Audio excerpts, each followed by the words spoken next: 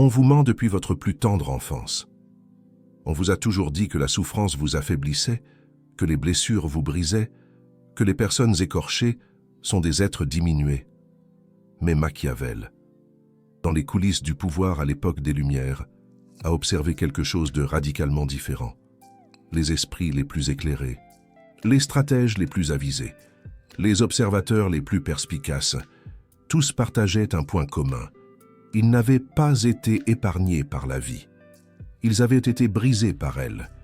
Et dans ce processus de destruction, quelque chose s'était activé dans leur esprit, quelque chose que les personnes confortables ne développeraient jamais. Une clairvoyance brutale, une perception presque surnaturelle, une capacité à voir à travers les masques que les autres acceptent comme des visages réels. Machiavel appelait cela la clairvoyance née des épreuves. Et dans les prochaines minutes, je vais vous révéler exactement pourquoi vos pires moments ne vous ont pas affaiblis, mais vous ont doté d'une façon de voir le monde que les protégés ne comprendront jamais. Ce n'est pas une motivation à bon marché, c'est de la neuroscience, c'est de la philosophie appliquée. C'est la vérité que personne ne veut admettre parce qu'elle impliquerait que la douleur a une valeur. Et la plupart préfèrent croire que la douleur est juste quelque chose à éviter. Si vous êtes prêt à comprendre pourquoi vos blessures vous ont rendu plus clairvoyant et non plus faible, restez. Parce que ce que vous allez apprendre changera votre façon d'interpréter chaque cicatrice que vous portez. Vous devez d'abord comprendre quelque chose de fondamental sur le fonctionnement du cerveau humain face à l'adversité. La recherche moderne sur la croissance post-traumatique a révélé quelque chose que Machiavel avait intuité il y a des siècles. Il existe une différence cruciale entre la résilience et la transformation. La résilience, c'est simplement rebondir, là où vous étiez avant le traumatisme. Revenir à votre état initial, récupérer votre fonctionnement antérieur. Mais la transformation post-traumatique est quelque chose de complètement différent. C'est lorsque la souffrance non seulement vous ramène à votre état antérieur, mais vous élève à un niveau de fonctionnement que vous n'auriez jamais atteint sans la douleur. Des chercheurs comme Jean-Pierre Vernant et Marcel Detienne ont documenté 5 domaines spécifiques où cette transformation se produit. Premièrement, des relations plus profondes avec autrui. Deuxièmement, l'identification de nouvelles possibilités dans votre vie.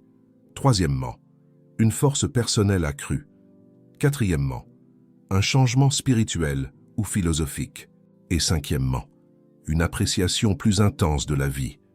Mais il existe un 6e domaine que les chercheurs mentionnent moins parce qu'il est plus inconfortable. Une clarté cognitive accrue. Les personnes qui ont traversé des épreuves intenses développent une capacité de perception que les personnes protégées n'ont tout simplement pas.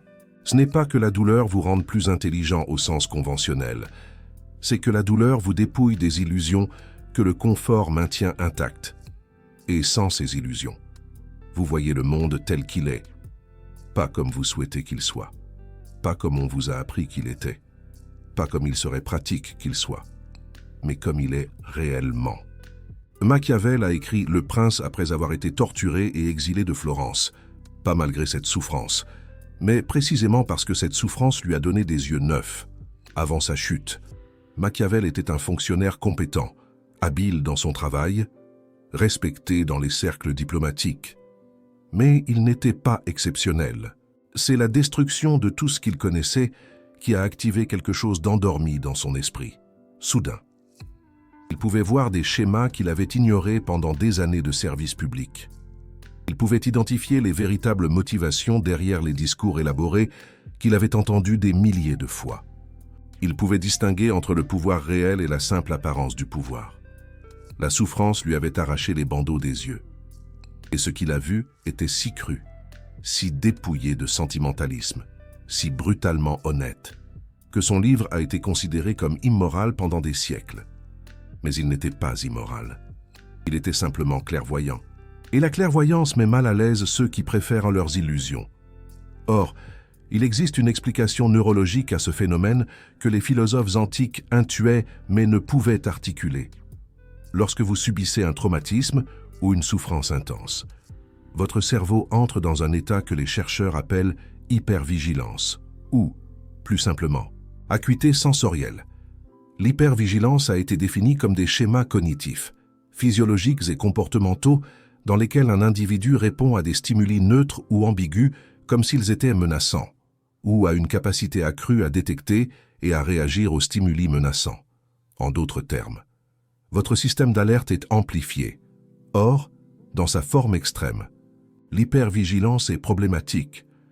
Elle peut causer un stress chronique, de l'anxiété, de l'épuisement. Mais dans sa forme modérée et canalisée, l'hypervigilance produit quelque chose d'extraordinaire, une perception amplifiée. Les thérapeutes qui travaillent avec des survivants de traumatismes ont observé quelque chose de fascinant. Les survivants de traumatismes extrêmes en savent plus sur ce qui se passe que nous ne le saurons jamais. Leur hypervigilance détecte nos états d'âme et nos tensions. Remarque le moindre détail qui a changé dans la salle de thérapie. Une fois que certains des aspects les plus extrêmes de l'hypervigilance ont été explorés. Ce qui reste est une personne extrêmement sensible et perceptive, quelqu'un qui peut facilement capter les sentiments et les émotions des autres. C'est exactement ce que Machiavel décrivait lorsqu'il parlait de la capacité de lire les gens. Ce n'était pas de la magie, ce n'était pas un talent inné mystérieux. C'était une perception forgée dans le feu de la souffrance. Les personnes qui n'ont jamais été blessées profondément ont tendance à prendre les choses au pied de la lettre. Si quelqu'un dit qu'il vous soutient, elle suppose qu'il vous soutient. Si quelqu'un sourit, elle suppose qu'il est content. Si quelqu'un offre de l'aide, elle suppose que l'intention est sincère. Mais les personnes qui ont été trahies, abandonnées, manipulées, développent une deuxième couche de perception. Elles n'écoutent pas seulement les mots, elles lisent les silences. Elles ne voient pas seulement les sourires. Elles détectent les tensions musculaires subtiles qui contredisent l'expression. Elles ne reçoivent pas seulement les offres d'aide. Elles analysent ce qui est attendu en retour. Ce n'est pas de la paranoïa, c'est de la lucidité.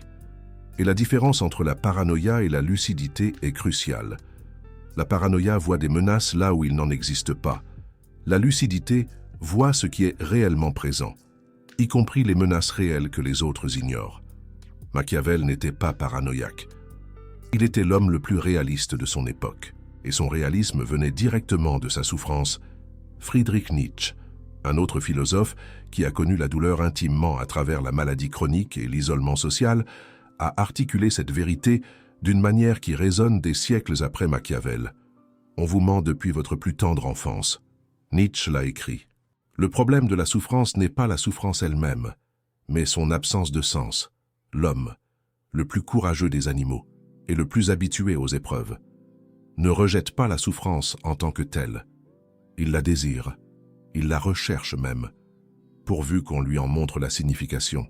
Pour Nietzsche, la souffrance peut pousser l'homme à atteindre la grandeur, à devenir un homme supérieur, un être idéal et puissant qui a surmonté toutes les peurs internes, toutes les faiblesses, toutes les déficiences.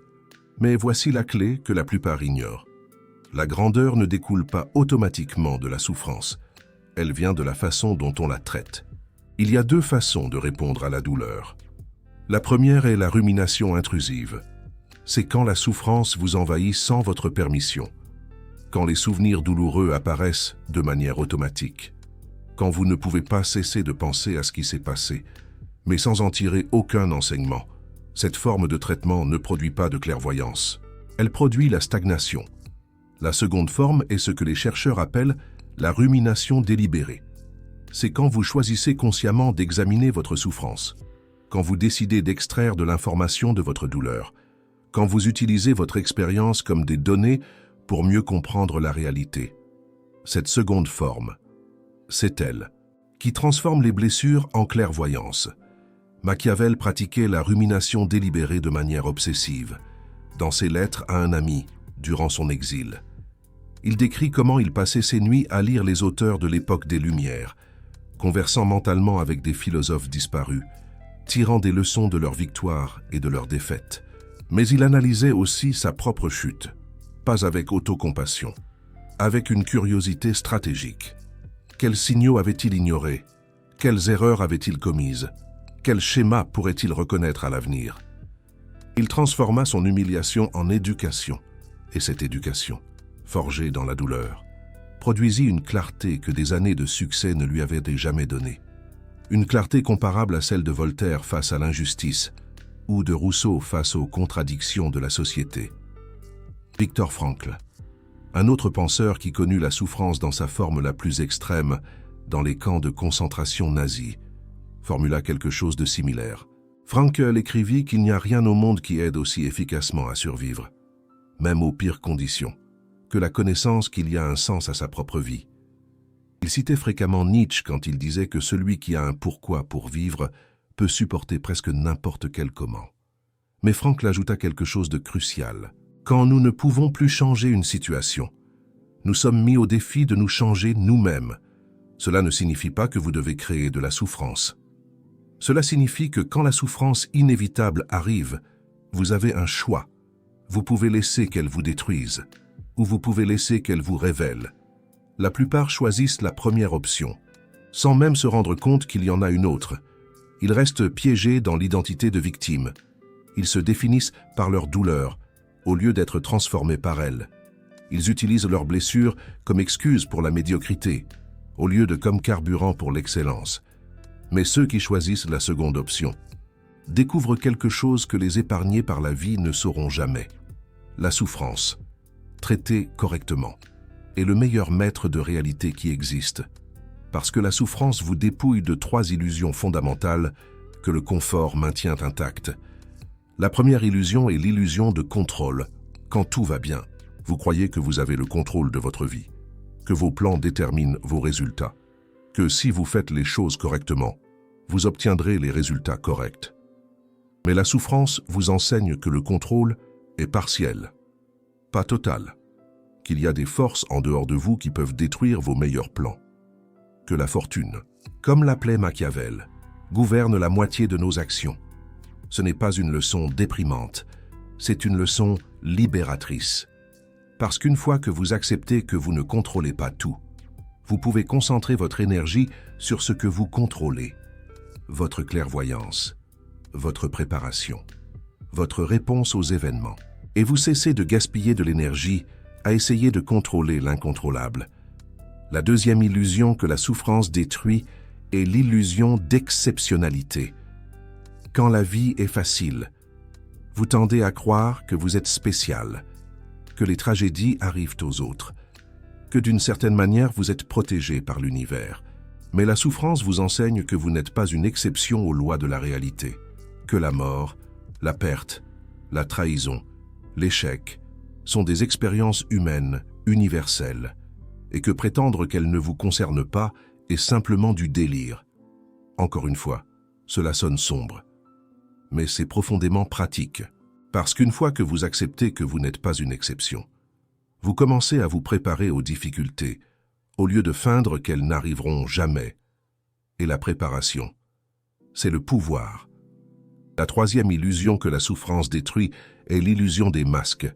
Quand vous n'avez pas souffert, vous tendez à croire que les personnes sont ce qu'elles disent être, que les sourires sont génuins, que les promesses seront remplies, que les intentions déclarées sont les intentions réelles. Mais la souffrance, spécialement la souffrance causée par d'autres humains, vous enseigne que les personnes ont des couches, que ce qu'elles montrent n'est pas toujours ce qu'elles sont, que les mots peuvent être des outils de manipulation, autant que des outils de communication. C'est la leçon la plus machiavélique de toutes, non pas parce qu'elle vous rend cynique, mais parce qu'elle vous rend réaliste. Machiavel ne haïssait pas l'humanité, il la comprenait. Et il la comprenait précisément parce que sa souffrance lui avait enseigné à regarder derrière les masques que les autres acceptaient comme des visages, comme le ferait un La Rochefoucauld analysant les faiblesses humaines. Maintenant, il y a un concept que les chercheurs modernes appellent l'adversité modérée qui est crucial pour comprendre pourquoi les blessures vous rendent clairvoyant. Les études ont trouvé des relations en forme de U entre l'adversité et le bien-être. Les personnes qui n'ont expérimenté aucune adversité significative tendent à moins bien gérer le stress futur. Les personnes qui ont expérimenté une adversité extrême tendent aussi à avoir des difficultés. Mais les personnes qui ont expérimenté une quantité modérée d'adversité développent la plus grande résilience et clarté. Cela suggère qu'il y a une dose optimale de souffrance. Pas tant que cela vous détruise, mais suffisamment pour vous fortifier, suffisamment pour vous arracher les illusions, suffisamment pour vous donner des yeux nouveaux. C'est comme l'entraînement physique. Si vous ne soulevez jamais de poids, vos muscles restent faibles. Si vous soulevez trop de poids, vous vous blessez. Mais si vous soulevez la quantité correcte de poids avec la technique correcte, vous vous fortifiez. La souffrance fonctionne de la même façon pour l'esprit. Les personnes qui ont été protégées de toute adversité sont comme des athlètes qui ne se sont jamais entraînés. Ils peuvent paraître forts dans des conditions idéales, mais sous pression, ils s'effondrent. Parce qu'ils n'ont jamais développé les muscles mentaux que seule l'adversité peut forger. C'est précisément pour cette raison que Machiavel se méfiait des princes ayant hérité du pouvoir, sans l'avoir conquis par eux-mêmes. Non pas qu'ils fussent moralement inférieurs, mais parce qu'ils étaient cognitivement limités. Ils n'avaient pas été éduqués par les épreuves, et par conséquent, ils étaient incapables de percevoir ce que les princes façonnés par l'adversité discernaient avec tant de clarté. Les mercenaires, qui vous abandonneraient au moment crucial, les alliés, qui vous trahiraient quand cela les arrangerait, comme un certain Fouquet, les subordonnés, qui guettent votre faiblesse pour passer à l'attaque. Ces réalités sont invisibles pour les épargnés par la vie, mais elles sont d'une évidence cruelle pour ceux qui ont été blessés, non pas qu'ils soient plus intelligents, mais parce que leurs blessures leur ont appris à regarder là où les autres ne regardent pas. Il existe 3 catégories de personnes en relation avec la souffrance et la clairvoyance. La première catégorie, ce sont les protégés. Permanents. Il s'agit de personnes qui, par un heureux hasard de naissance ou de circonstances, ont évité la majeure partie des souffrances significatives. Ils n'ont jamais été trahis, profondément. Ils n'ont jamais perdu quelqu'un. De crucial, ils n'ont jamais connu d'échec catastrophique. Ils n'ont jamais été humiliés publiquement. Ces personnes peuvent très bien réussir selon les critères conventionnels, mais elles ont un angle mort, massif. Elles croient que le monde fonctionne selon les règles énoncées, que les gens agissent selon leurs principes. Déclarer que la justice finit toujours par triompher, comme dans les contes de Perrault. Et cette ingénuité les rend vulnérables aux prédateurs qui, eux, comprennent comment fonctionne le monde. La deuxième catégorie, ce sont ceux qui sont détruits par la souffrance. Il s'agit de personnes qui ont subi l'adversité, mais qui ne l'ont pas traitée de manière productive. Elles sont restées piégées dans la victimisation. Elles ont développé de l'amertume au lieu de la clarté, de la paranoïa au lieu de la perception, un cynisme destructeur au lieu d'un réalisme stratégique. La souffrance les a brisées au lieu de les fortifier. Et maintenant, elles voient des menaces partout, y compris là où elles n'existent pas. La troisième catégorie, ce sont ceux qui sont transformés par la souffrance. Ce sont ces personnes que Machiavel admirait. Elles ont connu une adversité significative, mais au lieu d'être détruites par elles l'ont utilisée comme une éducation. Elles ont extrait des leçons de leur douleur. Elles ont développé une perception amplifiée, sans sombrer dans la paranoïa. Elles ont appris à lire à travers les masques, sans perdre la capacité de se connecter authentiquement. Elles sont devenues clairvoyantes, sans devenir amères. C'est dans cette troisième catégorie que vous voulez être, et la différence entre la deuxième et la troisième catégorie n'est pas la quantité de souffrance, c'est la façon dont vous traitez cette souffrance. Alors, comment transformer vos blessures en clairvoyance plutôt qu'en amertume? Voici un protocole en 5 étapes, basé sur la recherche, sur la croissance post-traumatique et les observations de Machiavel. Première étape, accepter la réalité de la souffrance sans résistance Ne gaspillez pas d'énergie à souhaiter que votre douleur ne se soit jamais produite. Machiavel a écrit que celui qui n'a pas appris à accepter la fortune adverse ne peut pas utiliser la fortune favorable.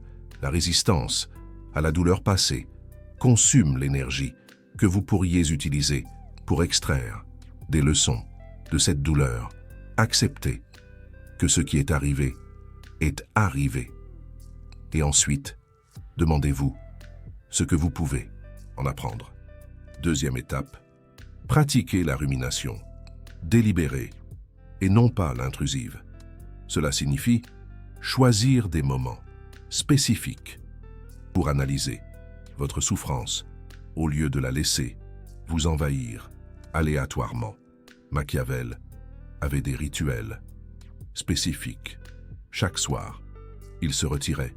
Dans son bureau, il revêtait des vêtements formels et conversait mentalement avec les anciens sur leurs expériences. C'était un processus délibéré et non pas automatique. Mettez en place votre propre rituel, un peu comme Proust et sa Madeleine. Un moment de la journée où vous examinez votre douleur avec une curiosité stratégique. Quel schéma pouvez-vous identifier? Quels signaux avez-vous ignorés? Que feriez-vous différemment? Et ensuite, en dehors de ce moment, ne permettez pas aux pensées intrusives de vous dominer. Troisième étape, extrayez des principes généraux. À partir d'expériences spécifiques, il ne suffit pas de se souvenir de ce qui vous est arrivé. Vous devez transformer ces expériences en principes applicables. Si vous avez été trahi par un ami, n'apprenez pas seulement à vous méfier de cet ami.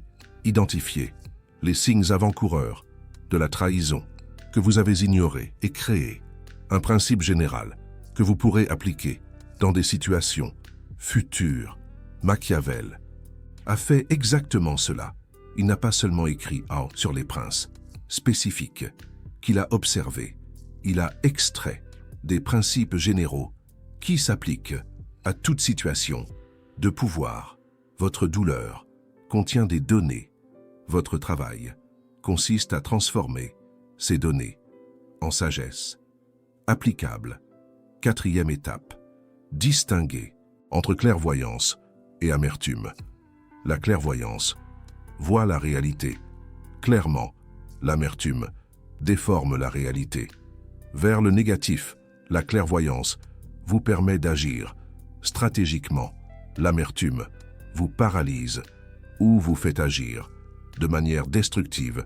Demandez-vous régulièrement si votre perception accrue vous sert ou vous nuit. Si vous voyez des menaces réelles et que vous pouvez y répondre efficacement, c'est de la clairvoyance.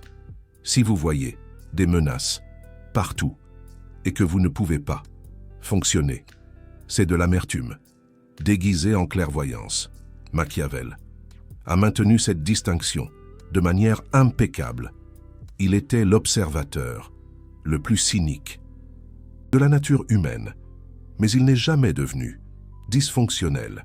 À cause de ce cynisme, il continuait d'agir, il continuait d'écrire, il continuait de rechercher de l'influence. Sa clairvoyance le servait.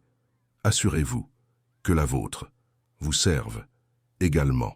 Cinquième étape, utilisez votre clarté pour construire et pas seulement pour protéger. La perception amplifiée que la souffrance vous donne peut être utilisée de deux manières. Vous pouvez l'utiliser de manière défensive pour vous protéger de futures blessures, pour maintenir tout le monde à distance, pour ne plus jamais être vulnérable, ou vous pouvez l'utiliser de manière constructive pour identifier des opportunités que les autres ne voient pas, pour construire des relations authentiques avec des personnes authentiques que votre perception vous permet d'identifier pour créer de la valeur basée sur votre compréhension supérieure de la façon dont fonctionne la réalité. La première option vous maintient en sécurité, mais stagne. La deuxième option vous permet de grandir tout en restant clairvoyant. Machiavel a utilisé sa clarté de manière constructive. Il a écrit des œuvres qui continuent d'influencer. 500 ans plus tard, il a cherché de nouvelles opportunités de service jusqu'à la fin de sa vie. Il n'a jamais laissé sa souffrance le transformer en un ermite amer. Il a utilisé sa clairvoyance comme un outil et non comme une prison. Il y a quelque chose que vous devez comprendre concernant la relation entre confort et cécité. Le confort est une anesthésie cognitive. Quand la vie est facile, votre cerveau passe en mode de conservation d'énergie. Vous n'avez pas besoin d'analyser en profondeur parce qu'il n'y a pas de menace perçue. Vous n'avez pas besoin de remettre en question les apparences parce que les apparences sont agréables. On vous ment depuis votre plus tendre enfance. On vous fait croire que la perception de base suffit pour naviguer dans le monde. Pas besoin d'aiguiser votre acuité sensorielle. On vous dit, mais les épreuves viennent briser cette anesthésie. Soudain, il faut comprendre ce qui s'est passé. Identifier des menaces qu'on ne voyait pas avant. Distinguer les alliés sincères des ennemis masqués. C'est devenu une question de survie. Et cette nécessité forcée active des capacités cognitives que le confort jamais n'aurait sollicitées. C'est pourquoi Machiavel, cet esprit brillant de l'époque des Lumières, observait que les meilleurs princes, les plus clairvoyants, n'étaient pas ceux qui avaient hérité de royaumes paisibles. Non, c'étaient ceux qui avaient conquis, perdu et reconquis, à la manière d'un Napoléon. Car chaque défaite leur avait enseigné quelque chose que la victoire constante ne révèle jamais. Où sont leurs faiblesses? Où peuvent-ils être attaqués? Qui les abandonnera? Qui restera fidèle? Ces leçons sont inestimables, et seules les épreuves les enseignent. Pensez à votre propre vie, un instant. Pensez à la personne que vous étiez avant votre plus grande blessure, cette trahison, cet échec, ce deuil, et pensez à la personne que vous êtes. Maintenant, si vous avez traversé vos épreuves correctement, vous n'êtes pas plus faible. Non, vous êtes plus lucide, comme si un voile s'était levé. Vous voyez des choses que vous ne voyiez pas avant, des nuances, des intentions cachées. Vous détectez des signaux que vous ignoriez autrefois, ces petits détails qui trahissent. Vous comprenez des motivations qui vous étaient invisibles, la jalousie, l'ambition démesurée, la peur. Vos blessures vous ont éduqué d'une manière qu'aucun livre, aucun mentor, aucune institution n'aurait pu le faire. Car l'éducation théorique vous dit comment fonctionne le monde, un peu comme un manuel. Mais l'éducation des épreuves vous montre comment il fonctionne. Vous le vivez, vous le ressentez. Et il y a une différence énorme entre savoir quelque chose intellectuellement et le savoir expérientiellement. La personne épargnée par la vie sait intellectuellement que les gens peuvent trahir, mais la personne qui a été trahie sait expérientiellement comment cela se manifeste, ce que cela fait, et quels sont les signes avant-coureurs, comme un orage qui gronde au loin. La personne protégée sait intellectuellement que le succès peut se perdre, mais la personne qui a tout perdu sait expérientiellement que rien n'est permanent. Et comment se préparer à la chute, comme un funambule qui ajuste constamment son équilibre. Cette connaissance expérientielle, c'est ce que Machiavel appelait clairvoyance, forgée dans l'adversité, une forme de sagesse. Et c'est le type de connaissance qu'aucune quantité de lecture ne peut remplacer. On ne devient pas marin en lisant un livre sur la navigation. Maintenant, je veux vous laisser avec une question qui vous oblige à décider quel type de personne vous allez être, en regardant en arrière vos épreuves. Vous pouvez voir clairement deux chemins, le chemin de la victime permanente ou le chemin de l'observateur transformé. La victime permanente utilise sa douleur comme identité. Elle parle constamment de ce qu'on lui a fait, comme une litanie sans fin. Elle attend que les autres reconnaissent sa souffrance, qu'on la plaigne. Elle utilise ses blessures comme excuse pour ne pas grandir. pour justifier son immobilisme. Et paradoxalement, elle n'extrait jamais la valeur réelle de son expérience. Elle reste bloquée, car être identifié à la douleur empêche de l'analyser objectivement. On ne voit plus clair. L'observateur transformé fait quelque chose de différent, un travail d'introspection. Il reconnaît que la douleur est survenue, qu'elle est réelle, mais il ne se définit pas par elle. Il ne s'y enferme pas. Au lieu de s'identifier à la blessure, il en extrait des données, des informations précieuses. Au lieu de chercher la sympathie, il cherche la compréhension, à la manière d'un philosophe. Au lieu d'utiliser la douleur comme excuse, il l'utilise comme éducation, une leçon de vie. Et dans ce processus, il développe une clarté que la victime permanente n'atteint jamais, une vision perçante. Machiavel était l'exemple suprême de l'observateur transformé, un modèle. Il a été torturé, exilé, appauvri, humilié, comme Dreyfus, mais il n'est jamais devenu une victime. Il a converti chaque expérience en matériau pour mieux comprendre la réalité humaine, les coulisses du pouvoir. Et le résultat fut une lucidité si extraordinaire que ses observations restent pertinentes un demi-millénaire après, comme les pensées de Montaigne. Vos blessures contiennent le même potentiel. La question est, qu'allez-vous en faire? Allez-vous continuer à les utiliser comme excuse pour justifier votre inaction? Ou allez-vous enfin les utiliser comme éducation, comme un tremplin? Le choix définit à quel point vous serez lucide pour le reste de votre vie. Et personne ne peut faire ce choix, sauf vous. Ce n'est pas facile. Cela requiert d'affronter votre douleur au lieu de fuir, de se confronter à ses propres démons. Cela requiert d'extraire des leçons au lieu de simplement ressentir, de transformer l'émotion brute en sagesse. Cela requiert de transformer l'expérience en principe, en règle de vie. Mais la récompense est la clarté. Une clarté que les protégés n'auront jamais, une vision qui leur est inaccessible, une acuité sensorielle que le confort ne développe jamais, une lucidité que seules les épreuves peuvent enseigner, comme une illumination. Machiavel le savait, Friedrich Nietzsche le savait, Viktor Frankl le savait. Maintenant, vous le savez. La question est, qu'allez-vous faire de cette connaissance? Car savoir et ne pas agir, c'est la même chose que ne pas savoir. C'est stérile. Et vos blessures méritent d'être honorées avec la transformation, pas avec la stagnation. Voilà la vérité que la société ne veut pas admettre, que la douleur a une valeur, que les épreuves peuvent éduquer, que les blessures peuvent illuminer. Non pas parce que la douleur est bonne en elle-même, non, mais parce que la douleur correctement processée produit la clarté. Et la clarté, c'est le pouvoir. Le pouvoir de voir ce que les autres ne voient pas. Le pouvoir d'agir quand les autres doutent.